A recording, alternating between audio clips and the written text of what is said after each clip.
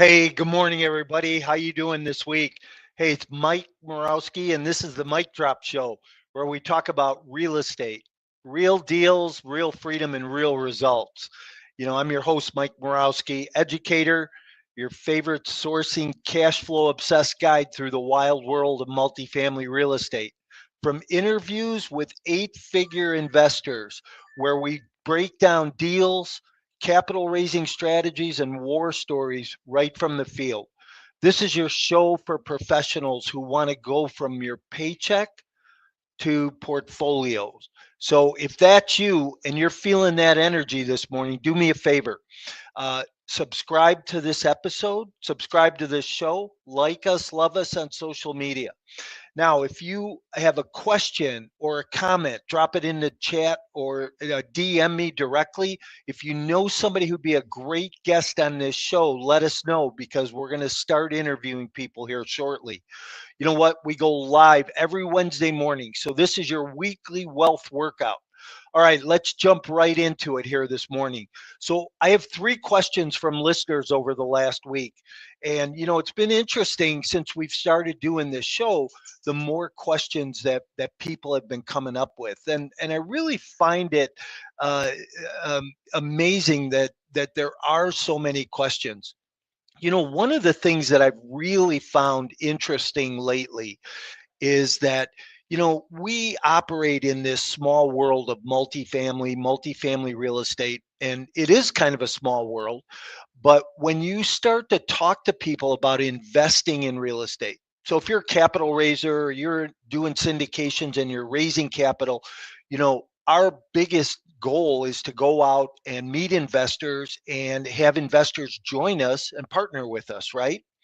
So it's been interesting to me that as I diversify from just this community of real estate investors out into the medical field or into the engineering field or into the IT field, the amount of people that don't know that you can invest in real estate this way through syndications.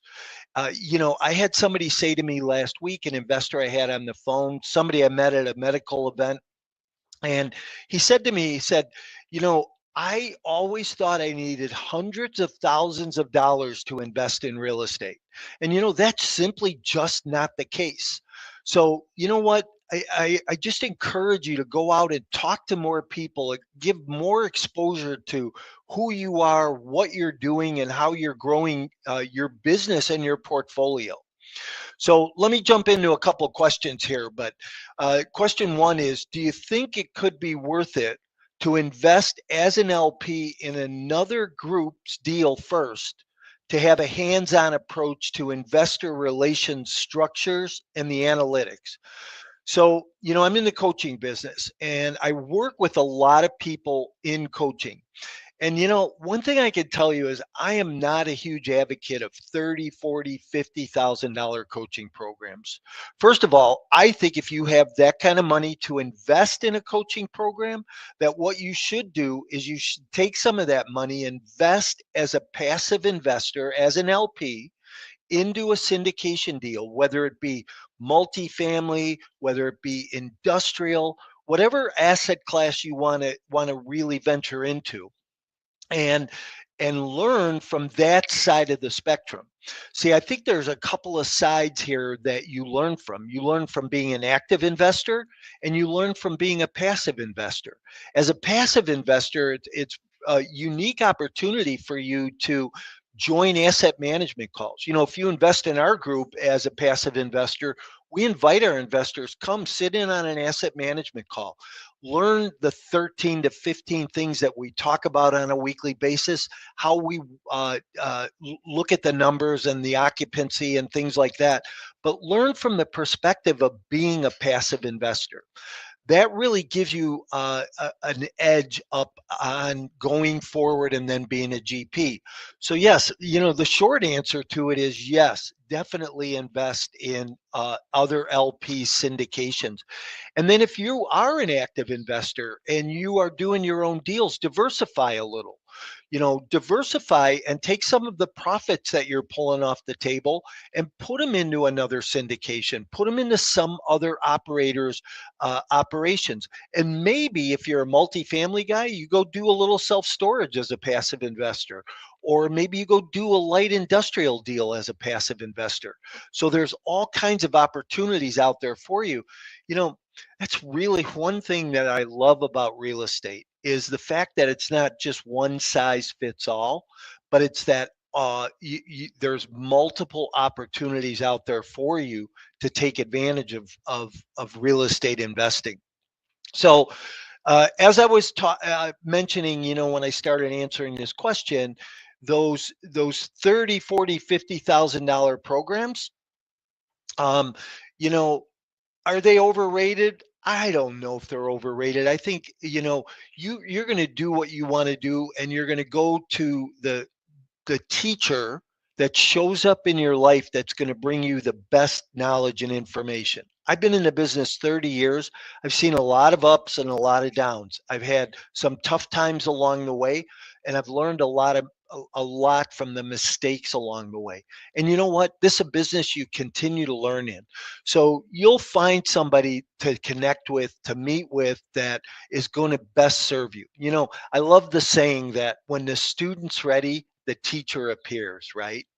So the second question, and I got this from a listener that was on last week, and they DM'd me during the week, and we had a great conversation. But they asked, how do you structure a co-GP partnership where one person is boots on the ground? Well, it's interesting. We don't always have one of our partners as boots on the ground. I'm in a partnership that, my key partner lives in Central Illinois. I live in Southern California. We do everything virtually. We do everything online. I'm the guy, though, that goes to the property, that walks the deals, that goes back, does inspections. But we have boots on the ground as far as property managers, as far as our leasing agent and community managers and maintenance people. And then we asset manage. See, I think today deals are made and broken at the asset management level. And the better you can get at that, the more you're going to operate a deal properly, because you have to stay in tune with all the numbers. And there's 13 things every week that we jump on the phone and we're discussing with our property management team, and we're pushing the envelope. We're setting goals week to week, and we're accomplishing goals. And every time we set a goal and hold somebody accountable, it pushes the envelope forward. So, you don't always have to have boots on the ground. It helps in some cases. Maybe you are buying property in Florida, and you have somebody who lives in Florida who's on your team. That works great. But maybe you don't. I'm in one partnership where my partner and I, we have partners that live in Arizona. We have partners that live in Florida. We have partners that live in northern Wisconsin. So we're in multiple partnerships with people all over the country. And actually, most of those people come from my partnership coaching program. So, I like to work with people, teach them how to fish, and then help them catch that fish. So we wind up partnering with them on their first, second deal, and maybe even more than that. So, teams today, partnerships today don't have to be just one size fits all. They can be multiple sizes. And then the third question this week, and this came from somebody else I had a great conversation with over the week, who wanted to, wasn't sure, should they invest passively or should they invest actively, and really wanted to get some education. Decided really to join my coaching program, and I'm working with them on an individual basis. But, how much equity should I give up to a partner if they're bringing all the money? Great question. So, when we look at our partnerships that we put together, and we look at a syndication. So a typical syndication is generally a 70-30 split, right? That's kind of the baseline how you put a syndication together. 70% lion's share goes to the LPs, 30% goes to the GPs. Now the question becomes, what do you do with that 30%? How do you break it up for a KP? Maybe you have to have a key principal, somebody who comes in and actually signs on the loan with you because you don't have enough experience on the first deal, because you don't have enough net worth, right? And those are a couple things that banks look for when you're getting your first deal done or your second deal done. You might have somebody who brings earnest money and at-risk money to a deal. And so you're going to carve a little piece of that 30% out. What I always tell people, I say you have to look at that 30% side of a syndication as 100%. And that 100% gives you uh, where you split that up. So we may give a KP 15% for signing. We may give somebody with earnest money a little bit for signing. Somebody who does underwriting and acquisition, somebody who does compliance, right? So there's moving parts inside that GP part that keeps the deal flowing and keeps the operations going. So, hey, if you want more information on that, you know what, DM me, let's have a conversation around it. See if, my structure might not work for you, but it's just another idea, right? There's different ways of doing this. So I say, hey, take a look at different sponsors, the different way people structure their deals, set things up, and see what size fits you the best and how that could work for you. So, hey, that's it for questions this week. Listen, if you have questions, don't hesitate to throw them in the chat, DM me. We'll get them answered on the next show or the next couple shows. We're going to start having some great guests coming up in the next couple of weeks.